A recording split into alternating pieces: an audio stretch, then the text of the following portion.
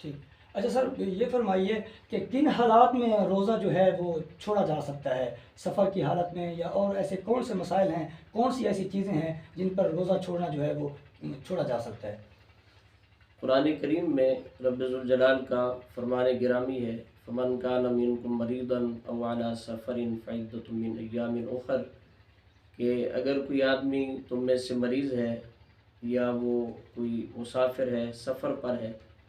تو ان دونوں کے لیے یہ ہے کہ اپنے یہ روزے چھوڑ سکتے ہیں ان دنوں میں، بعد میں ان روزوں کی قضا کرنی ہے۔ اب اس میں کچھ تفصیل یہ ہے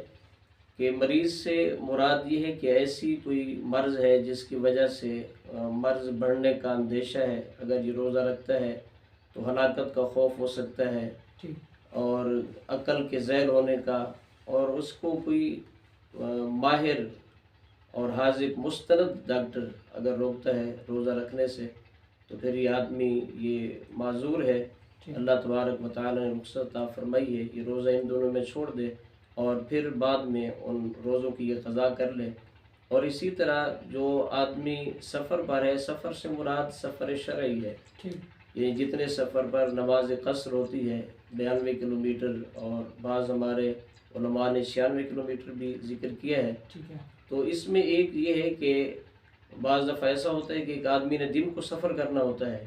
تو وہ یہ کہتا ہے کہ آج میں روزہ نہیں رکھ رہا چونکہ صبح کو دن کو میں نے سفر کرنا ہے، تو یہ عذر نہیں ہے۔ مسافر کا مطلب یہ ہے کہ دوران سفر اگر اس کا ساری کا وقت آ گیا، ساری کھانے کا، تو اب وہ مسافر تصور ہوگا۔ ایک آدمی گھر میں ہے، ساری کا وقت گھر میں ہے، لیکن وہ روزہ نہیں رکھ رہا اور نیت یہ کرتا ہے کہ چونکہ میں نے کل کو سفر پہ جانا ہے، تو یہ عذر نہیں ہے، اس کے لیے یہ ہے کہ وہ روزہ رکھے۔ اب یہ ایک الگ بات ہے کہ قرآن کریم نے آگے چل کر یہ ارشاد فرمایا ان تصوموا خیر لکم ان کنتم تعلمون، بہتر یہ ہے کہ تم روزہ رکھو۔ یعنی اگر سفر میں آسانی ہے، ظاہر بات ہے آج کل کے دور میں تو سفر کی بہت زیادہ آسانی ہے،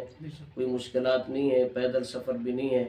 تو روزہ رکھنا بہرحال بہتر ہے، جس حد تک ہو سکے انسان روزہ رکھے۔ اور اس کے ساتھ ہی قرآن کریم نے ان لوگوں کا ذکر کیا کہ جو روزہ رکھنے کی طاقت نہیں رکھتے۔ اس طاقت سے مراد یہ ہے کہ طبعی طاقت یا بڑھاپا ہے، ایک انسان اتنا بوڑھا ہو چکا ہے تو بڑھاپے کی وجہ سے وہ روزہ نہیں رکھ سکتا، یا وہ مرض اتنا ہے، اس کا لمبا مرض ہے، طویل مرض ہے، مسلسل مرض میں ہے، اب اس کے اندر وہ طاقت باقی نہیں رہی روزہ رکھنے کی، تو ان کے متعلق یہ ہے کہ چونکہ ان کے مسلسل مرض ہے اور بڑھاپے کے بعد چونکہ جوانی نے واپس نہیں آنا، تو اس صورت میں قرآن کریم نے پھر فدیہ کا ذکر فرمایا کہ یہ لوگ ایک مسکین کا فدیہ دیں، یعنی ان کا کھانا صبح شام کا، اور اس کی جو مقدار ہے وہ صدقہ فطر کی مقدار ہے، یعنی ایک روزے کی قضا جو ہے، جو اس کا کفارہ ہے